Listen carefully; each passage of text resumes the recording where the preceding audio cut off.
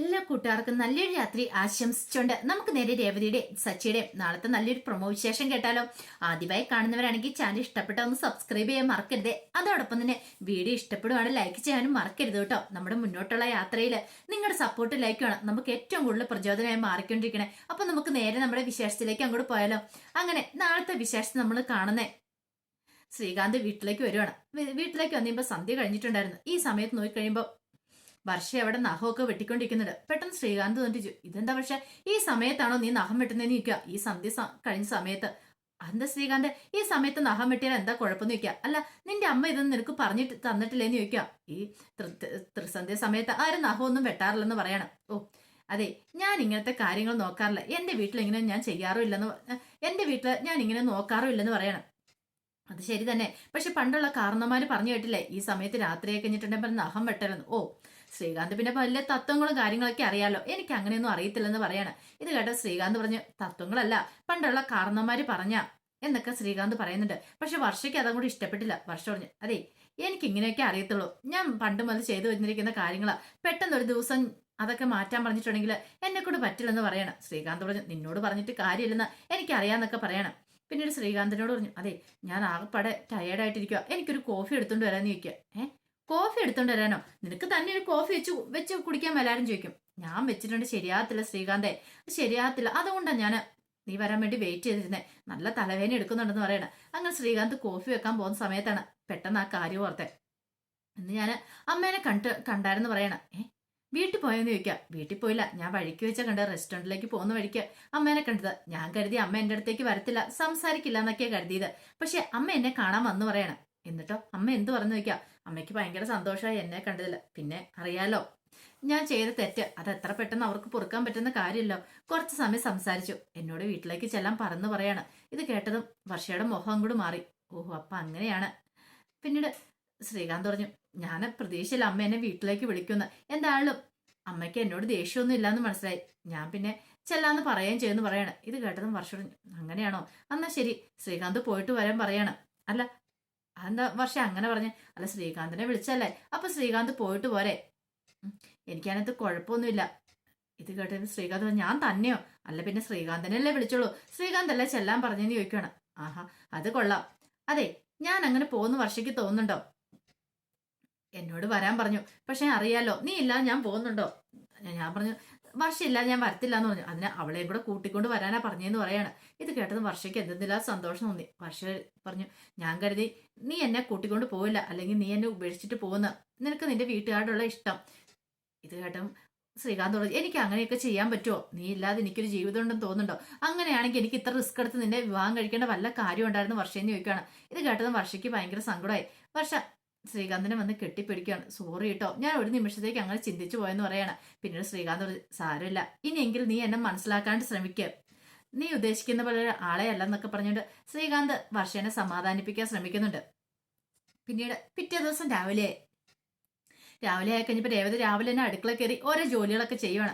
അപ്പോഴേക്കും അങ്ങോട്ട് ചന്ദ്രമതി വന്നിട്ട് എന്താ നീ ഇന്ന് രാവിലെ അടുക്കള കയറിയെന്ന് ചോദിക്കാം. രാവിലെ കയറി, എന്ത് പറ്റി ഇത്ര നേരത്തെ? ഒന്നുമില്ലമ്മ എന്ന് പറയണം. പിന്നെ അല്ല നീ ചായ ഉണ്ടാക്കി വെച്ചില്ലേ? ചായ ഉണ്ടാക്കി വെച്ചിട്ടുണ്ടോ? ഇതിന്റെ നീ വലിയ അണ്ടാവിനകത്താണ് ചായ ഉണ്ടാക്കിയെന്ന് നിൽക്കും. അമ്മേ അത് അണ്ടാവിനകത്ത് ചായ ഉണ്ടാക്കിയതില്ല, ചോറ് ഞാൻ എടുത്തു വെച്ചിരിക്കുന്ന ചായ അത് ചെറിയ പാത്രത്തിനകത്താ, ഞാൻ എന്താ കുഞ്ഞു വെച്ചാണോ ആദ്യമായിട്ടാണ് അടുക്കള കയറുന്നത് ചോദിക്കുക. നീ അതല്ല മിക്ക അതിലപ്പുറം കാണിക്കും, അതുകൊണ്ടാന്ന് പറയാണ്. അല്ല നീ എന്തിനാ എത്ര രാവിലെ ആയിട്ട് ഇതൊക്കെ ഉണ്ടാക്കണേന്ന് ചോദിക്കുവാണ്. ഓ രാവിലെ ഉണ്ടാക്കിയിട്ട് ഇനി ഇന്നലത്തെ പോലെ എങ്ങോട്ടൊരു ചാടി പോയിട്ട് ഇത് സാമ്പാറിനകത്തോ അവിയലിനകത്തൊക്കെ കണ്ട പാറ്റാനും പല്ലീനെയും ഒക്കെ കൊണ്ടിടാനാണെന്ന് ചോദിക്കും.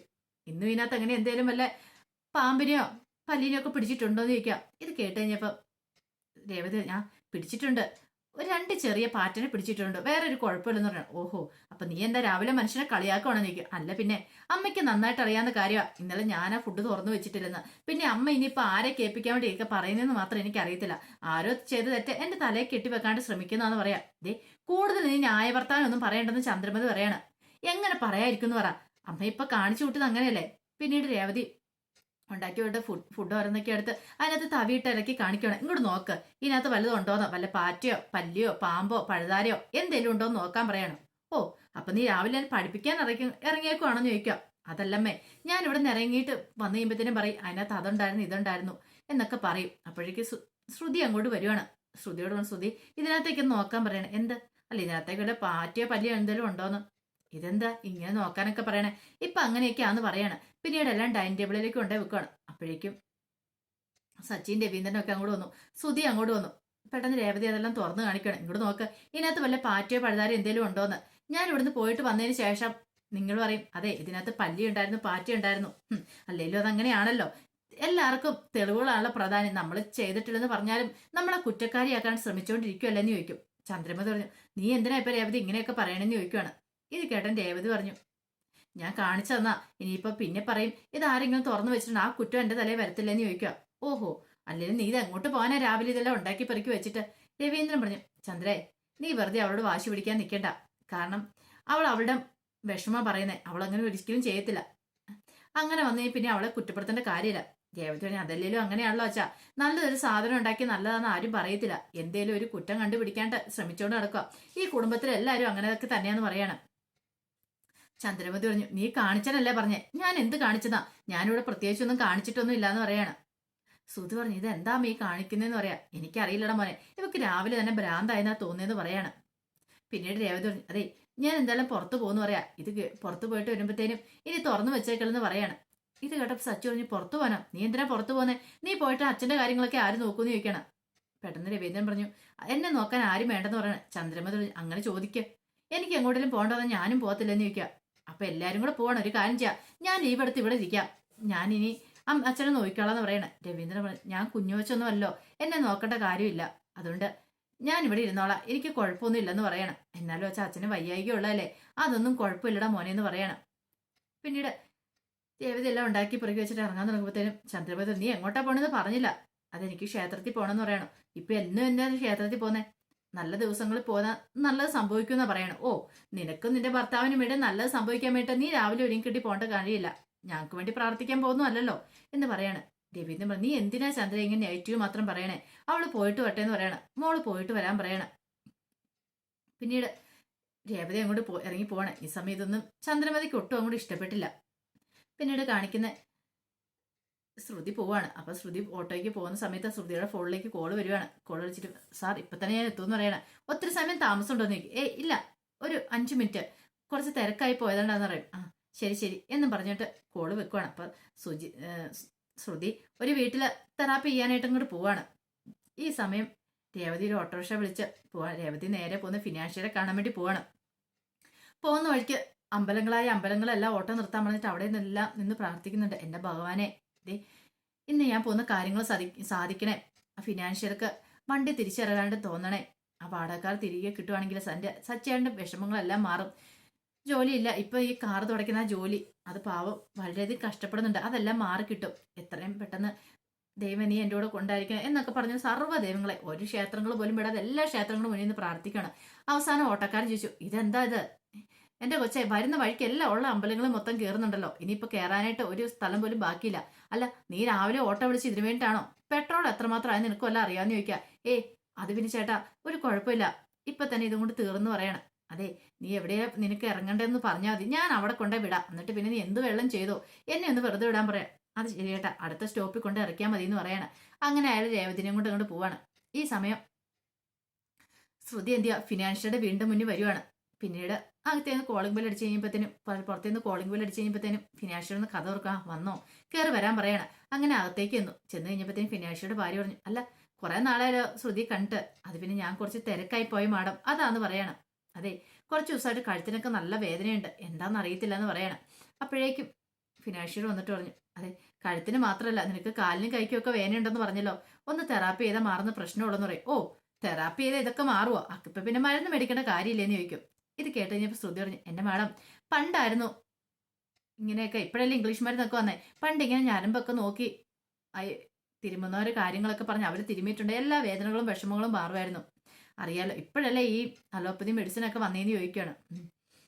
അത് മാത്രമല്ല ഇപ്പോഴത്തെ രീതിയിൽ ഇപ്പൊ എല്ലാവരും തെരഞ്ഞെടുക്കുന്നത് കൂടുതലായിട്ട് മസാജിങ്ങും കാര്യങ്ങളൊക്കെയാന്ന് പറയാം. അത് ശരിയാ, കാരണം ശ്രുതിയുടെ കയ്യിൽ നിന്ന് തൊട്ടാൽ മതി എന്റെ വേദനയൊക്കെ പമ്പടക്കുമെന്ന് പറയാണ്. ഈ സമയം ഫിനാൻഷ്യർ പറഞ്ഞു, പൈസ ഒന്നും നോക്കണ്ട, എന്ത് വേണം ചെയ്തോ, ഞാൻ സമ്പാദിക്കുന്ന പിന്നെ ഇവക്കൊക്കെ വേണ്ടിയല്ലേ, വേറെ ആർക്ക് വേണ്ടിയാ സമ്പാദിക്കുന്നത്, ഇങ്ങനെ കൂട്ടി വെച്ചിട്ട് കാര്യമില്ലോ എന്ന് പറയാണ്.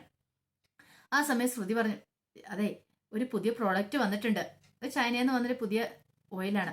ആ ഓയിൽ തേച്ച് ഒരുമാതിരിപ്പെട്ട വേദനകളും വിഷമങ്ങളും എല്ലാം മാറുമെന്ന് പറയണം. പക്ഷെ പൈസ ഇച്ചിരി കൂടുതലാന്ന് പറയണം. പൈസ ഒന്നും എനിക്ക് പ്രശ്നമല്ല. അതെ, 4999 രൂപേന്റെ വിലയെന്ന് പറയണം. ആണോ? അത് കുഴപ്പമില്ല, എത്ര വേള ഞാൻ തരാം. കാര്യങ്ങളൊക്കെ ഭംഗിയായിട്ട് നടന്നാൽ മതി. ഇവള് വേദനയാന്നും പറഞ്ഞ് നടക്കില്ല. കാരണം ഞാൻ ഈ സമ്പാദിക്കുന്നതൊക്കെ എന്തിനു വേണ്ടിയെന്ന് അറിയാലോ. ഇവള് വേദന വിഷമമെന്ന് പറഞ്ഞ് എനിക്കത് സഹിക്കാൻ പറ്റില്ല. ഇവള് നല്ല രീതിയിൽ തന്നെ ജീവിക്കണമെന്ന് എൻ്റെ ആഗ്രഹം. അതിനു വേണ്ടിയിട്ടാണ് ഞാൻ കിടന്ന് കഷ്ടപ്പെടുന്നൊക്കെ അയാൾ പറയണം.